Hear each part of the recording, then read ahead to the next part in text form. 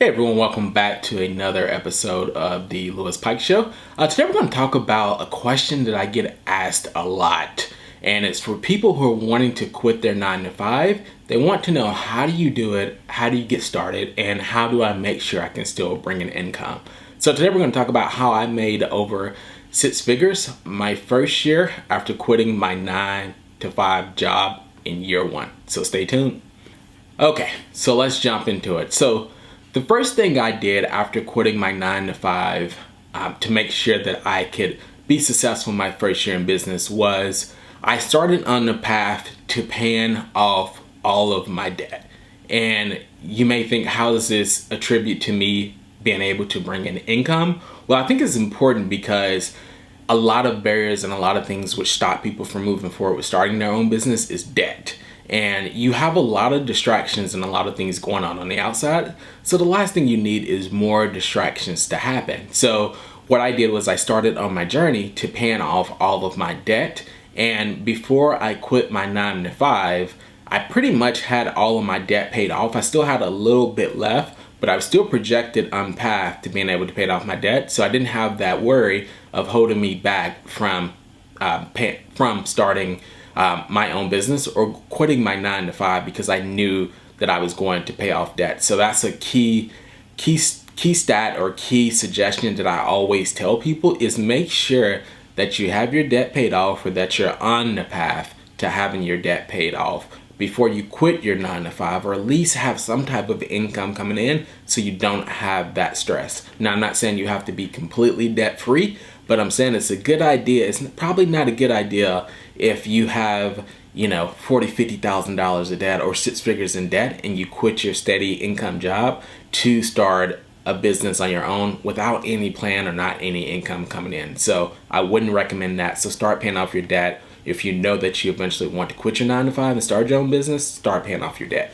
Okay, so that brings us to number 2.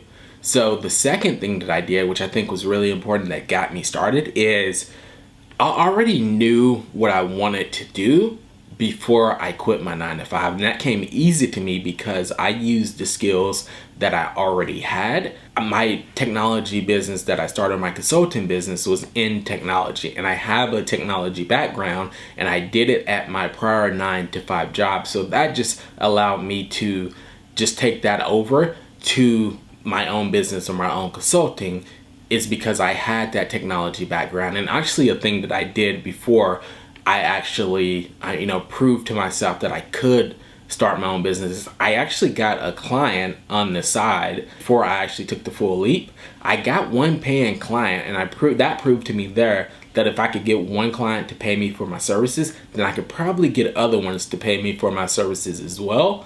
And that was a big jump, or a big confidence boost in allowing me to quit my 9 to 5 and then move over to starting my own consulting business. Number 3, this is a huge one. I leveraged my network that I currently had for referrals. So I used what actually happened was I worked in the prior job that I worked in. I was exposed to a lot of entrepreneurs that could use my services and help, whether it was, attending conferences or just being inserting certain groups on Facebook or social media.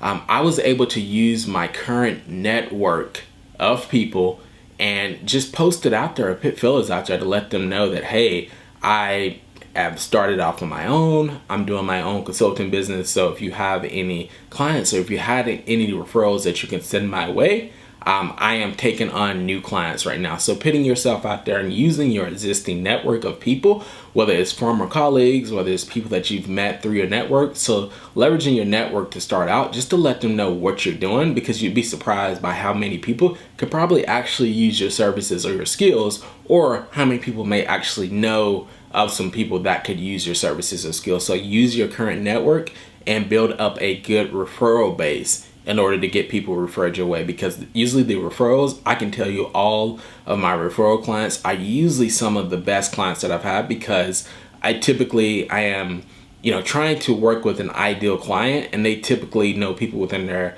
certain network that are similar people that are doing similar things that could probably use my services. So make sure you utilize your network and utilize them to get referrals. Number 4. So again, this kind of falls into utilizing your network, but maybe not your network, a different type of network, not your professional network, unless they follow you on social media, but using social media to highlight what you're doing and highlight success that your clients are getting. This has been huge for me because it's kind of a way of me selling myself and selling my services with not actually selling my services. I'm just posting the success that I'm having with my clients and what I'm doing. So I constantly post maybe once or twice a week on there with success stories or what I'm doing with my clients and where we're seeing success and where we're getting results. And you'll be surprised, a lot of people will reach out to you, whether you post on Facebook or whether you post on Instagram. A lot of people will reach out to you, maybe send you DMs and ask you, if you can help them, or how to get started, and just different advice like that. Because right now I've built up quite a bit of a following with people who are my ideal clients on my social media pages. So I constantly do post there so they can see some of the success stories that I'm having. Or if I'm doing videos like this on social media and people go to my page, they can see some of the results that I'm actually getting. Number 5. So this was huge in order to bring in income. What I did was, and this is just key in general, is to provide a ton of value to your current clients. So do really good work for them, provide them with a ton of value. And in most cases, what happened with me, the clients hired me for a specific task, or they hired me for a set amount of hours, or maybe it was a several month project, but I've always went over the top and provided a ton of value to my clients of everything that they've asked me to do. And that's always led to, in most cases, additional work for my clients. And I'll tell you this from experience, it's a lot easier to retain and upsell and get more work from your current clients than it is to go out and get new ones, especially if you have good relationships with clients that you're working with and they're your ideal clients and you enjoy working with them.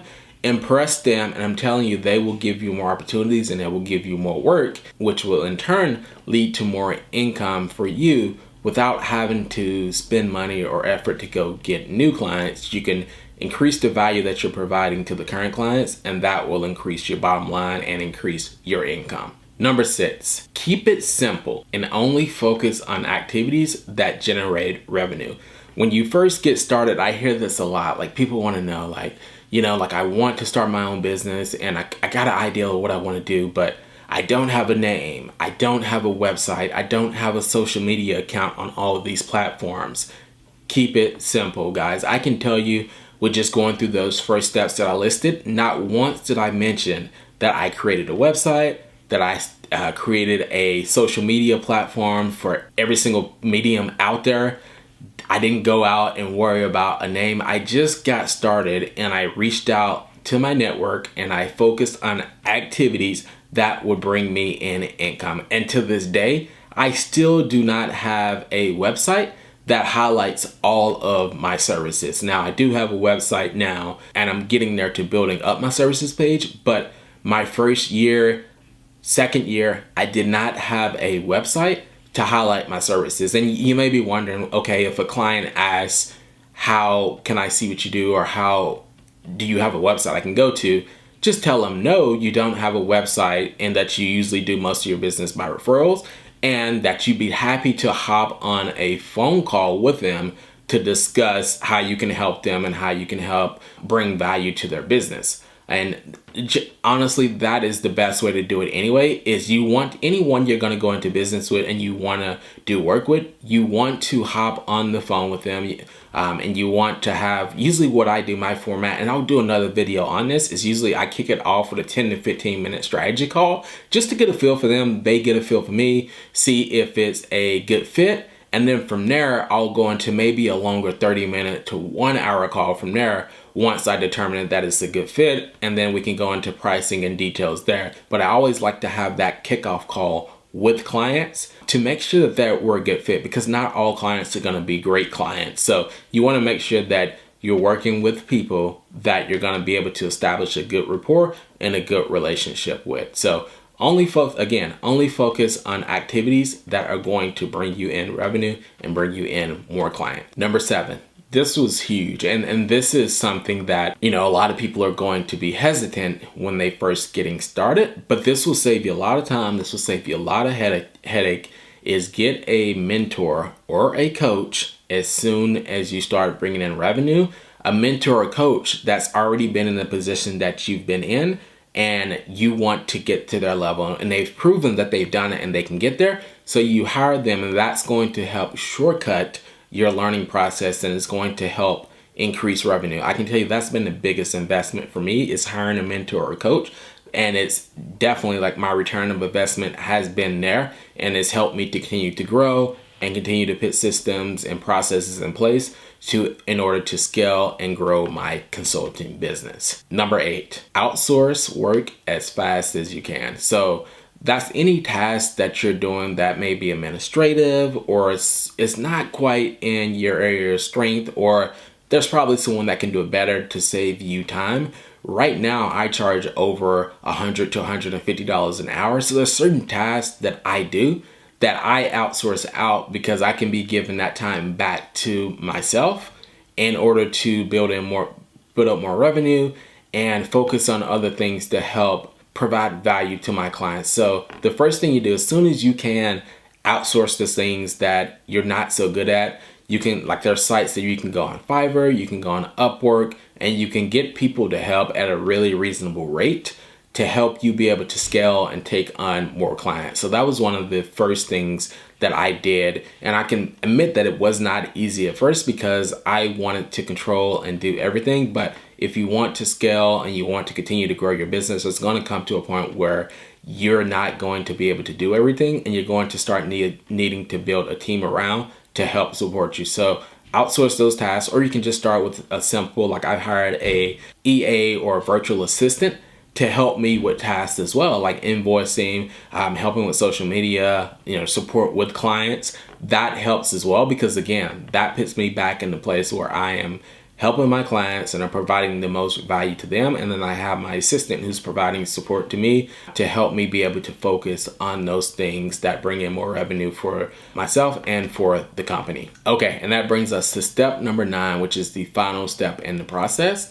And step number 9 is going to be reinvest into your business. So it's going to be tempting to want to go out and spend money and, blow things, especially once money starts coming in and you start to have some really good months. And most likely, if you're quitting your 9-to-5, you're quitting it because you want to provide a better life for yourself and a better income.